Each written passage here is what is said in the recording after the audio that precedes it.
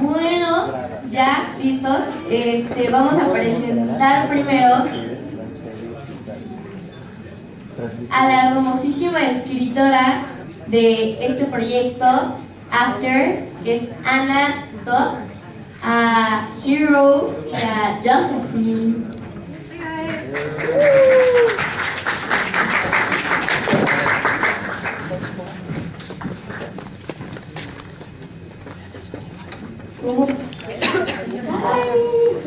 How are you? Hi. Good. How are you? I'm fine. Thank you. Okay. Anna, I admire you so much. Really, I love the history. Josephine, you're so beautiful. I love your work. And oh my God, you made me fall in love. Really, I love the movie and the history. Really. Okay, we're gonna start with the questions. Okay. What does after mean to you, Anna? Oh, that's a loaded question. It means hope for love, I think, like story-wise, not like what after means in my life. Story-wise, I feel like it gives people who don't have perfect upbringings, who don't have perfect decision-making skills, a chance and a hope for love.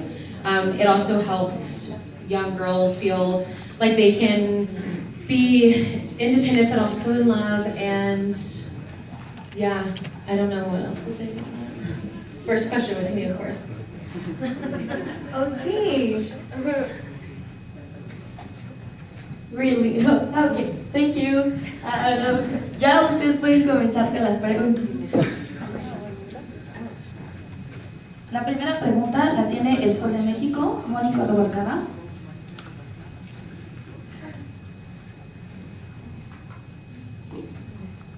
Hi, welcome to Mexico. I would like to ask Joanna how it has been for you, the process of making your book a movie, and if you are satisfied with the result.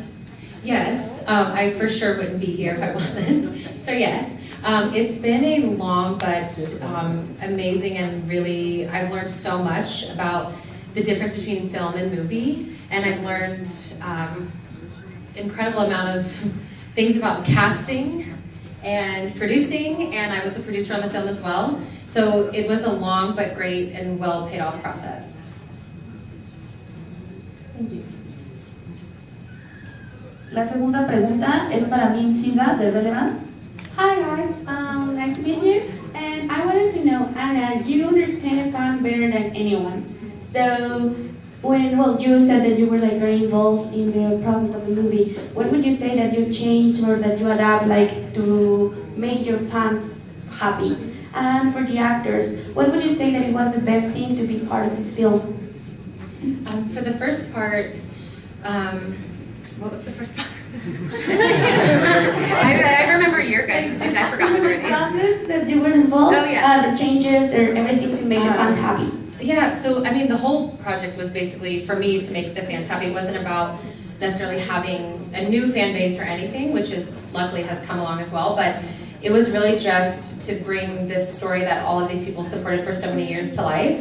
So I had a responsibility to keep it as close as I could. But the realistic thing is, of every adaptation, you're never going to get everything from a book. It's just not possible, especially because my books are incredibly long. So there were things that I was happy to change and couldn't wait to change, but there were some things that were harder to let go than others. But overall, I was so involved creatively that I felt like, in the end, I mostly got everything that I know the fans would want. Thank you. You go.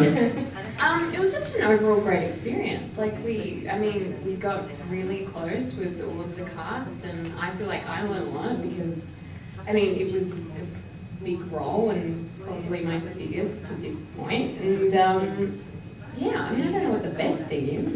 It was great. Yeah, I just think to have, as a first lead role, such a complex character, such a good storyline, such a big fan base, and simply just luckily such a good cast and crew when we actually got to filming. it's kind of like the perfect setup for a first lead role, to be honest. So thank you, Anna. La tercera pregunta es para Eric Gallardo de Popcorn Show. Hola chicos, bienvenidos a México. Mi primera pregunta es para Ana. Quisiera preguntarle ¿por qué cree que son tan atractivas estas películas erótico-adolescentes entre la gente y por qué tienen tanto éxito? Y a los chicos, ¿qué tan difícil es hacer este tipo de escenas subidas de tono? Si es emocionante, no es emocionante, ¿qué tal?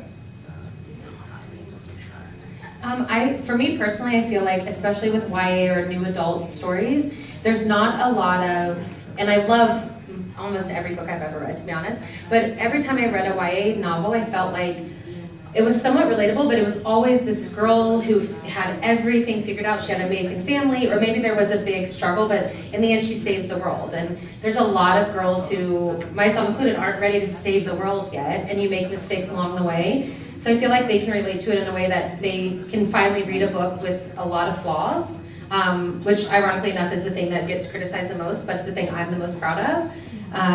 So I feel like it's just a relatable story that people haven't read. There's millions of erotic novels, but sometimes there's not a lot of plot along. So I feel like with mine, it has kind of the best of both worlds. That's really egotistical to say, but people have said that so much that I believe them. So I feel like it's relatable and tells a real story instead of meet, have a lot of intimate time, one fight, then you're married, and that's it.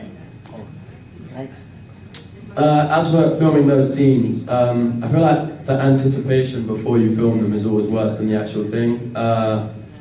Yeah, you kind of just have to, I guess you just do it. It's a job. Everyone in there is like, waiting to go home, and you've got like a bald grip holding a light, scratching his head, and you do one shot of like a small unzipping something, and it's 3 seconds long, and it's like cut, reset, and you're just standing there for 10 minutes. So it's not as glamorous or even awkward as you might assume. So no, it was fine in the end. And we were really lucky that we had like a 1 week rehearsal time where we got to choreograph those things. So like really blocked out hand by hand, step by step. So it was, on the day, it was fine. Thank you. La cuarta pregunta la tiene Mijael González de Wiki TV. Hi guys, my question is for Hero and Josephine. What will be the things that you got in common and that doesn't have in common with Tessa and Harvey? I feel like I have a lot of little things in common and not in common. Like, I wouldn't say we share the same sense of style or probably passion for reading, but we're both really driven and we both pay attention to detail and we overthink a little bit. Yeah. I definitely need to think of a better answer to this question, because every time I get asked it, I don't really know what to say. There's definitely similarities and differences. I feel like the similarities, they kind of just come naturally and you focus more on the differences, because similarities are going to be there regardless, but the differences is what you have to is where the acting comes in. I tend to say thinking. We both think a lot. I'd like to think that I have a bit more self-control, perhaps. But yeah, there's pros and cons. I'd say the difference is he has a lot of tattoos, I don't have any. You're both British. Yeah, there is that. We both look really similar somehow. Me It's too. weird. Yeah. Siguiente pregunta para Liz Hill de Cine Información y Más. Bienvenidos a México, welcome to Mexico. Ana, me gustaría saber qué fue lo que viste en Hero y Josephine para elegirlos a realizar estos personajes. Y a Hero y a Josephine, si me pueden comentar algún error en la filmación, algún blooper durante la filmación. We definitely have a ton of bloopers, to answer the second part first. Like probably too much, like some of them we should never show anyone. There's a lot of things that are just lying on someone's hard drive somewhere. Yes, and they're going to end up on the internet, I'm sure. I'm sure. For the casting, it was a weird kind of process because we had already had fan casting, and it had been years kind of in the making, and it went from having an idea of a certain person to another person. And then Hiro, which he knows this, and I've said it before, is it wasn't necessarily like the moment I saw his face, I was like, oh, he's talented on a tape. But the thing with these tapes are they're like, it's so unfair for actors. When I watch these tapes, I'm like, this is what you guess off of? But it was when he came in the room, and before that, we were kind of, everybody was in different places with who we thought was gonna have the role. And then he walked in, and like 30 seconds later, I was like, I looked at the director and I was like, well, there we go. We might as well just cancel everything else. And then it got to the point where I literally was like, I will not attend any other castings if you don't hire him. So then, it wasn't like I had to make them. Everybody loved him, but it was like, that's it. I will not accept anyone else. So here we are. And Josephine was a little different way. She auditioned for another role and her face came on a Skype screen and I was like, that's Tessa. What are we gonna do? So then a couple weeks later, she flew in and she got the role. It was just immediate. It was not even that she looks pretty much identical to the character. It's saying that, which I find so strange. You just do. You look like, I don't know, it's like not even your like actual anatomy of your face. It's just something about you that I was like, and she's such a hard worker too. So it wasn't just physically, it was like, she is so organized and driven, and it was really easy, to be honest. It was hard until we met them, but once we met them, it was so easy. Siguiente pregunta para Arturo Todd de Movies. Hi guys, how are you? Welcome to Mexico. Thank you. How you felt the first time you saw your book in the big screen, and to you guys, now that you are the face of the heroes of a big fan base for the book, how do you feel? Have you had any contact with the Mexican fan base of the book? I felt it was surreal, and I was so involved that I don't feel like until we're in a theater, like the night of the premiere, I'll actually like get it, because I've seen it so many times, like on set and then in editing, that it doesn't feel like real yet, I think I'm just so focused on the technical part of making sure the movie's good. So I haven't really taken in the fact that my book got made into a movie yet. I think it'll be probably like the night of the premiere or something. Yeah, it just hasn't really like hit me, because I've been so focused on the actual like work of it that I haven't taken the time to actually like absorb it.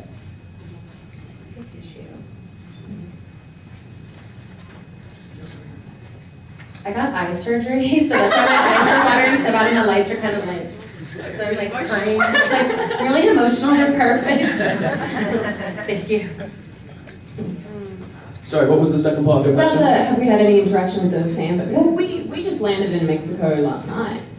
But now you're the face of you're the heroes of all this fan base. Now you are the characters. Maybe you read something in Twitter. How does that make you feel?